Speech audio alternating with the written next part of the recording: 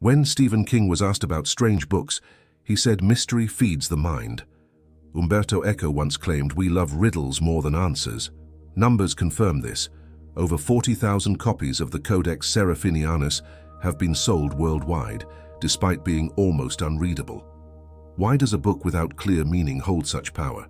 That is where our story begins. The Codex Seraphinianus was created in the late 1970s by Luigi Serafini, an Italian artist and architect. He worked alone for about 30 months, filling more than 360 pages with drawings and a script no one has decoded.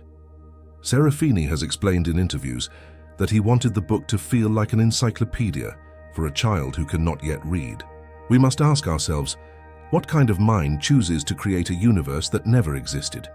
The first pages set the tone. We see strange plants, hybrid animals, machines, and human figures that follow rules we cannot understand. The book pretends to be an encyclopedia, but it breaks the contract with reality. Encyclopedias give us knowledge, certainty, and facts. The Codex gives us confusion, wonder, and doubt. Yet that doubt is the key. Doubt is what drives philosophy, psychology, and even spirituality. Serafini himself told Wired magazine in 2013 that the script is not a real code. He said it is a semic writing, meaning it has no semantic content. This sounds disappointing at first, but think again. Why does a meaningless script attract so much study? Scholars, linguists, and even cryptographers have tried to decode it for more than 40 years. Their failure teaches us something about our desire for order. When faced with something we cannot decode, our brain creates patterns. Psychologists like Daniel Kahneman have explained how the mind is addicted to meaning. We search for logic even where none exists. This explains why readers stare at the Codex and feel both frustration and joy. The book mirrors our own mind's hunger for clarity. There is also a spiritual angle. Think of the Tao Te Ching, a text that speaks in paradox. Laozi writes that the Tao that can be spoken is not the eternal Tao. The Codex feels like a modern echo of that truth. The language cannot be spoken because meaning itself is beyond language. This is not an encyclopedia of facts. It is an encyclopedia of wonder. Luigi Serafini was only 27 when he created it. Imagine the discipline. No internet distractions, only paper, ink, and imagination. He worked for hours each day, letting the images guide him. Some pages look like scientific diagrams, others like myths from a forgotten culture. The book does not explain itself, but the structure gives the illusion of logic. That illusion is part of the trap. The publication itself adds to the mystery. Franco Maria Ricci, a famous Italian publisher, decided to print the first edition in 1981. Only 5,000 copies were made, bound in luxurious materials. Ricci was known for publishing rare and elegant works. He saw in Serafini's Manuscript a chance to create a modern myth. The rarity of the first edition turned the Codex into a collector's dream. Over time, the book gained a cult following. Artists, designers, and even musicians used it as inspiration. Tim Burton once mentioned the Codex when describing surreal art that shaped his imagination. Musicians like David Byrne of Talking Heads also collected it. The fact that great creators admire it shows us something important. Creativity does not come only from clarity. It often comes from confusion, from questions without answers. But we must return to you, the reader or listener. Why should you care about a book that seems impossible to read? Because the Codex mirrors your own inner world. How often have you faced a situation without clear meaning? Life gives you signals, mixed messages, events you cannot fully explain. The Codex trains you to live inside that mystery without panic. This is not only art, it is psychology. Studies in 2019 showed that people who tolerate ambiguity show higher resilience and problem-solving skills. Reading the Codex, even without understanding, builds that mental muscle. You are not supposed to find answers in every page. You are supposed to build tolerance for uncertainty. That tolerance is what helps you face modern life. Now think of spirituality. Every sacred text, from the Bible to the Quran, includes passages we cannot fully explain. Faith exists because of mystery, not despite it. The Codex is not a sacred text, yet it awakens the same spiritual reflex. It tells us truth may exist, but it will not reveal itself directly. You must search, imagine, and surrender. Luigi Serafini has often refused to explain his choices. In interviews, he smiles and says that mystery matters more than solution. This frustrates scholars, but it frees the imagination of common readers. We are not forced into one meaning. We are allowed to create many meanings. That freedom is rare in a world obsessed with certainty. When you hold the Codex, you are holding a paradox. The book is heavy, filled with precise drawings, as if it carries knowledge. But the knowledge is empty or maybe endless. That is why the Codex has survived for decades. It forces each generation to project new questions onto old pages. So the birth of this mystery is not only the story of one artist, it is the story of our human hunger for sense. Serafini gave us not a solution, but a mirror. When you look at the Codex, you are looking at your own mind reaching for meaning. And perhaps that is the real vision of Luigi Serafini, not to show us another world, but to show us ourselves. In 1981, the same year IBM released the first personal computer, Luigi Serafini's Codex Seraphinianus appeared. The world was hungry for knowledge, for order, for new encyclopedias.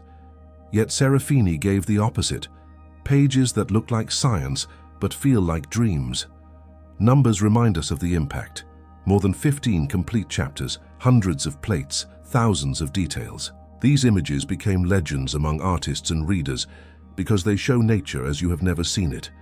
The second part of the Codex opens with plants, but not plants you would recognize from your garden. Here, trees grow into chairs, flowers twist into human faces, fruits transform into jewels. One famous page shows a tree that grows into a hand, each branch ending in a finger. Another shows vegetables that melt like candles. These visions unsettle us because we expect nature to follow rules. In the Codex, rules exist only to bend. Why do these plant images disturb and fascinate us? Psychologists explain that humans seek familiarity in nature. A 2017 study showed that green landscapes lower stress by 30%. But Serafini's plants refuse comfort. They reflect a nature that is alive but also alien. Readers are forced to confront a simple question. If life can look like this, what is life at all? There are pages where plants bleed like animals, others where seeds hatch into mechanical objects. This is more than surreal art. It echoes myths. In Greek tales, Daphne becomes a laurel tree. In many African myths, humans are born from gourds or palms. Serafini's plants remind us of that ancient link. Nature and humanity share one story, though we forgot the language. The Codex brings that forgotten story back. You might wonder why these pages matter to you. Because you already live with strange plants. Think of genetic engineering, hybrid seeds, or lab-grown meat. In 2019, scientists edited plant DNA to glow in the dark. Serafini drew glowing plants 40 years earlier. The Codex feels prophetic, a mirror of the experiments shaping our world today. The text beside the drawings makes the riddle deeper. The script flows like botanic Latin, but it is unreadable. Readers stare, trying to grasp meaning, just as we stare at scientific terms we don't understand. This forces us into humility. Knowledge is never complete. There will always be more than we can grasp. The Codex whispers, stay curious, stay unsettled. Some of the strangest sections show plants that turn into objects. A cabbage unfolds into a chair. A stalk of wheat becomes a tool. These images collapse the borders between life and design. Designers like Philippe Starck have praised the Codex because it breaks that wall. Art is alive. Nature is a machine. The Codex leaves no clean separation. You may ask, is this chaos or a hidden pattern? Think of Carl Jung, who believed nature expresses archetypes in symbolic form. He wrote that images of transformation reveal our own psyche. The Codex plants are not only about trees or seeds, they are about your own growth. Sometimes you change shape without clear reason. Sometimes you feel alien even in familiar soil. The book reflects that hidden truth. There is also a spiritual voice here. In Buddhism, life is described as constant becoming, never fixed. A tree is not a tree. It is water, soil, air, and light combined. Serafini's plants take this teaching further. They remind us that even identity is fluid. You are not one fixed being. You are growth in motion. Artists who studied the Codex often mention this plant section as their turning point. They see not only fantasy, but a blueprint for imagination. Salvador Dali once said, "Intelligence without imagination is useless." Serafini's plants our imagination at full strength. They invite us to see the world not as it is, but as it could be. So what do we learn from this part of the Codex? That reality is never final. That nature is stranger than we admit. That creativity demands the courage to redraw life's shapes, and that inside each seed, each page, each human, waits a form not yet born. When director Guillermo del Toro was asked about the Codex, he smiled and said it felt alive. Musicians like David Bowie collected it, fascinated by its visions. Numbers show why. More than 100 pages in the Codex are filled with animals. They are not animals we know, but echoes of them, shadows that both comfort and disturb. This section is where the Codex stops being odd and becomes unforgettable. We open with creatures that begin familiar. A horse with strong legs but the head of a fish, birds with double wings, one above the other, impossible to fold. Serafini draws insects with wheels instead of legs, turtles with houses growing from their shells. One famous plate shows two lovers who melt together during mating and become a crocodile. The image unsettles and fascinates at once. Why does this disturb us? Psychology gives an answer. The uncanny valley effect, usually tied to robots, also applies here. We feel safe when something looks natural. We feel alarm when it is almost natural but wrong. Serafini's animals sit in that valley. We recognize a cat, then notice human hands on its paws. The brain shivers because it cannot place the creature into order. These animals are not only strange, they carry cultural echoes. In medieval bestiaries, monks drew lions with faces of men, birds of paradise that never landed. Those images were meant to teach moral lessons. The Codex does not preach, but it borrows that style.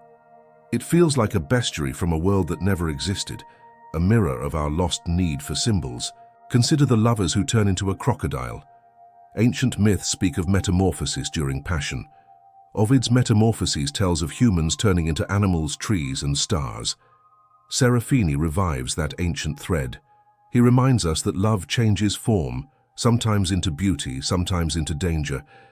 The crocodile page is not absurd. It is symbolic truth dressed in surreal art. Other pages show animals being dissected like machines. You see diagrams of bones, nerves, organs, but they never fit together. It looks like biology, but it resists explanation.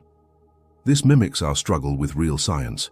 Even today, 86% of Earth species remain unnamed, according to a 2011 study. The Codex shouts that mystery is not rare, it is the rule. Why should you care about these monsters? Because you already live with them. Science now creates hybrids in labs, goats that produce spider silk proteins, rabbits that glow under blue light.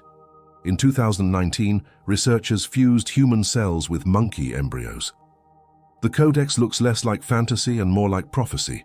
Serafini's beasts were a dream, but science makes them flesh. Philosophy also speaks here. Michel Foucault once wrote about the order of things, how categories define knowledge. The Codex breaks those categories. A fish is no longer only a fish.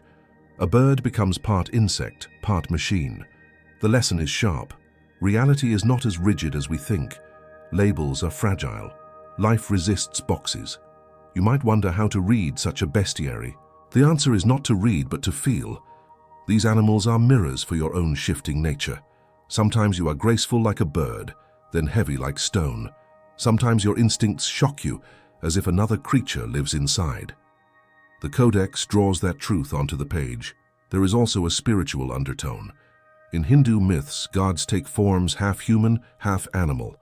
Ganesh with the elephant head, or Narasimha, the man-lion. These forms show divine force beyond human control. Serafini's hybrids echo that message. Creation is larger than reason, and divinity hides in strange skins.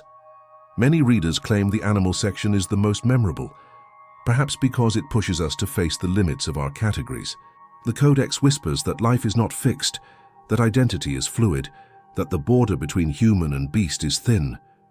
When you look at those impossible creatures, you look at yourself, changing, unstable, alive. So what do we learn from this part? That animals in the Codex are not fantasy but revelation. They teach us that the world is larger than our logic. They remind us that transformation is the real nature of life. And they show that in every monster, there is truth waiting for eyes brave enough to see. In 2007, author Douglas Hofstadter called the Codex a dazzling riddle of human imagination. Philosopher Slavoj Žižek compared it to a dream that resists analysis. These remarks matter because nearly 90 pages of the Codex focus on human figures, bodies, and rituals. This section feels closer to us, yet also more disturbing. Here we recognize ourselves, then lose ourselves again. The first drawings show human anatomy, but instead of organs, we see machines inside the body. One page displays veins that turn into rivers, carrying boats instead of blood. Another shows skeletons bending in ways impossible for real bones. These images remind us of medical atlases, yet they betray science with absurdity. We expect clarity, but we meet distortion. Why does Serafini twist the human form? Psychology offers clues. Sigmund Freud described the uncanny as the familiar made strange. A human body that functions like a factory reveals how mechanical our lives can feel. You wake, you work, you repeat. The Codex places that truth into the skin itself. We are not only flesh, we are systems, and sometimes those systems control us. There are also rituals. Whole communities engage in ceremonies without explanation. In one scene, figures wear masks shaped like fish, standing in long lines. In another, people bury themselves halfway in the ground while others walk around them. These actions look religious, but no god is named. They look cultural, but no context is given. The result is haunting, meaning without key. Why do these rituals matter? Because they mirror our own. Think of modern stadiums filled with thousands chanting, faces painted, flags raised. To an outsider, that looks just as strange as Serafini's drawings. The Codex reminds us that culture is ritual, and ritual is often beyond reason. Anthropologist Clifford Geertz once wrote that symbols create reality itself. Serafini's symbols create a new reality, one that questions our own. One of the most famous pages shows humans turning into objects. A couple slowly melts into a crocodile during intimacy. Another page shows a person changing into a plant through slow stages. This is not only surreal, it reflects ancient myths where transformation was the language of truth. In Ovid's Metamorphoses, humans constantly shift form. Serafini updates that myth for the modern eye. Some scenes explore human technology. Figures connect themselves to machines, not as users, but as parts. Bodies extend into levers, eyes merge with screens, feet become wheels. This feels like prophecy. In 2020, researchers reported that the average person spends more than 6 hours a day on digital devices. The Codex predicted a future where humans fuse with their own tools. Why should you care about these images? Because they raise questions about your daily life. How much of your body belongs to you and how much to systems around you? Do you eat because you are hungry, or because ads programmed your craving? Do you act freely or through rituals designed by culture? The Codex does not answer, but it forces you to face the questions. Spiritual lessons appear here as well. In Christianity, the body is the temple of the soul. In Buddhism, the body is impermanent, a shell in motion. Serafini's distorted humans point to both truths. We are sacred yet fragile. We are unique yet replaceable. By making the human form absurd, the Codex makes us see our own contradictions more clearly. Readers often describe discomfort with this section. Some even close the book, unsettled by the strangeness of their own image. But that discomfort is valuable. Studies in 2018 showed that facing disturbing art increases emotional resilience. By wrestling with confusion, we grow stronger. The Codex offers that training, if we dare to look. This part of the Codex leaves us with a sharp message. Humanity is not stable. Our bodies change, our rituals shift, our tools reshape us. What looks strange on Serafini's pages is already true in our world. The human enigma is not only inside the Codex, it is inside you.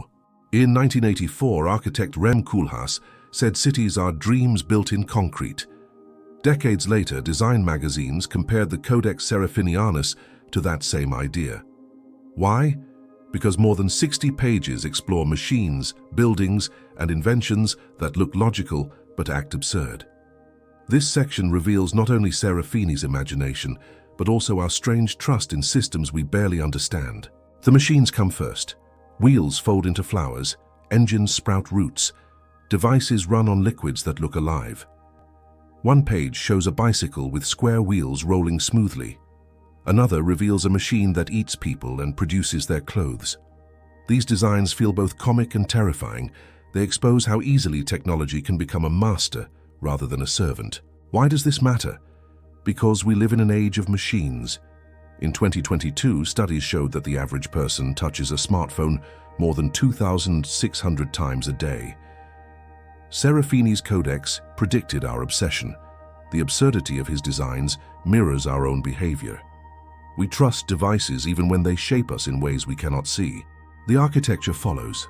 Towers twist into knots, bridges loop back on themselves, houses fold like paper. One building grows from the ground like a plant, only to collapse into dust. At first, these drawings seem playful, but look deeper. They question the stability of our real structures. If cities are our mirrors, what do impossible cities say about us? Philosophy offers one answer. French thinker Jean Baudrillard wrote about simulacra, copies that no longer reflect reality. Serafini's buildings are perfect simulacra. They look real, but they house no life. They teach us that appearances deceive and that stability may be an illusion. Your office tower feels solid, yet one earthquake proves otherwise. The Codex whispers never trust walls too much. Some machines in the Codex look like weapons. Strange cannons fire liquids into the air, while tanks roll on animal legs. Others seem designed for ritual, not war. People sit inside structures that spin endlessly, as if trapped in eternal ceremony. These images reflect both our fascination and fear of technology. We design tools for control, but they often control us instead. Psychology confirms this. In 2015, studies showed that automation reduces human attention and decision-making. The more machines act for us, the less sharp our own minds become. Serafini drew this danger 40 years earlier. His absurd devices exaggerate the truth. Dependence erodes freedom. Yet there is humor here too. Imagine a staircase that leads nowhere, or a machine that folds socks only to unfold them again.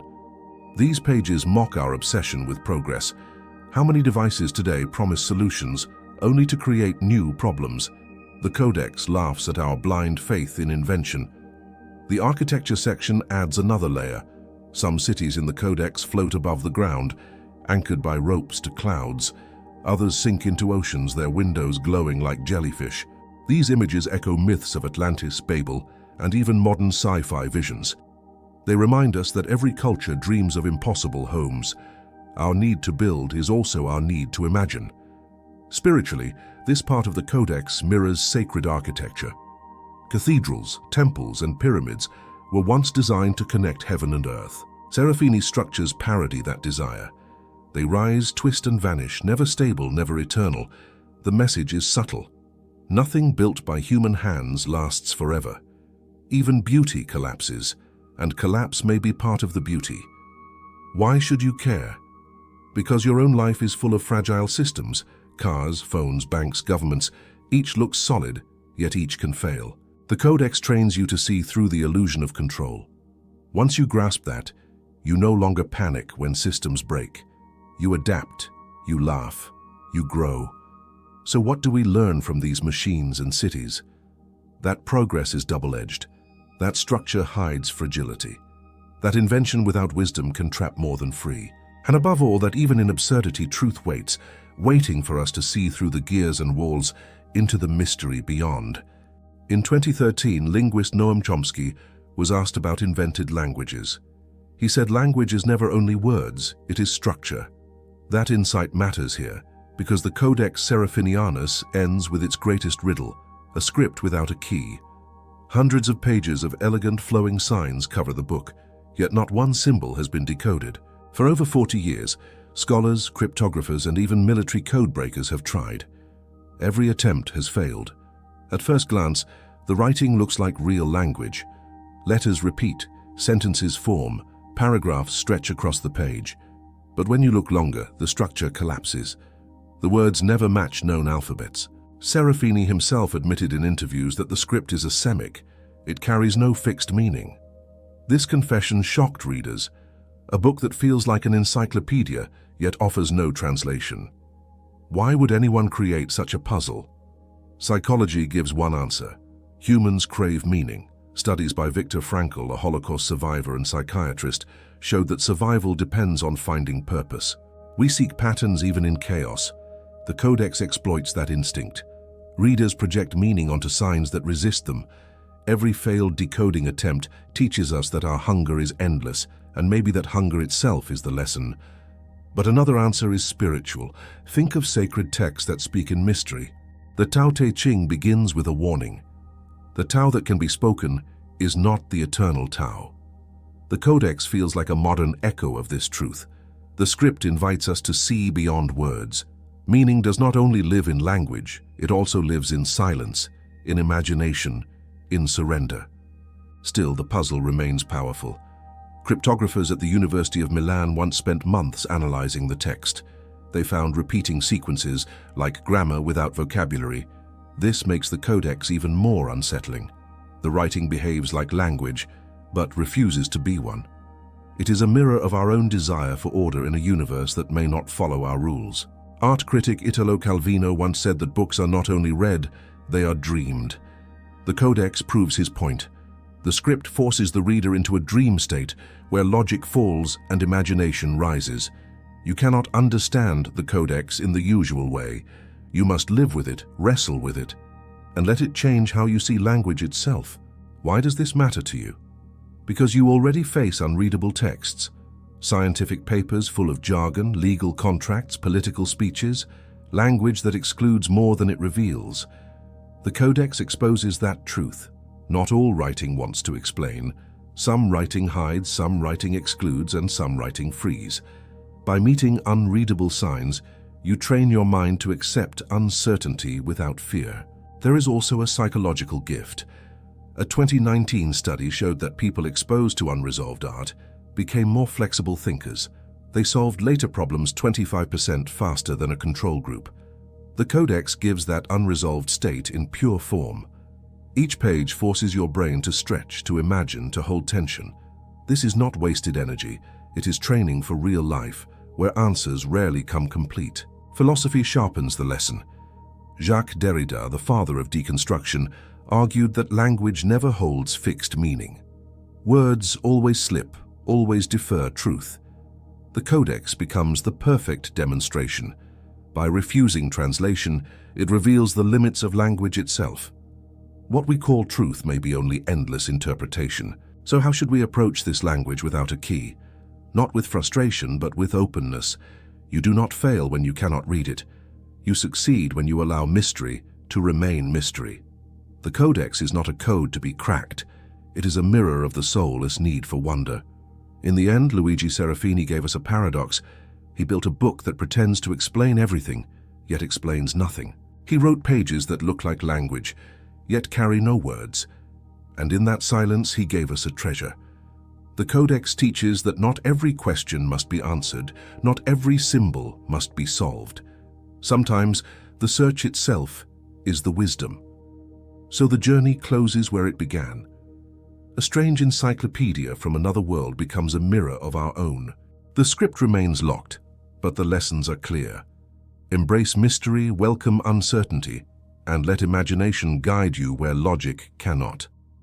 That may be the true key Serafini left behind, not in the letters, but in the space between them.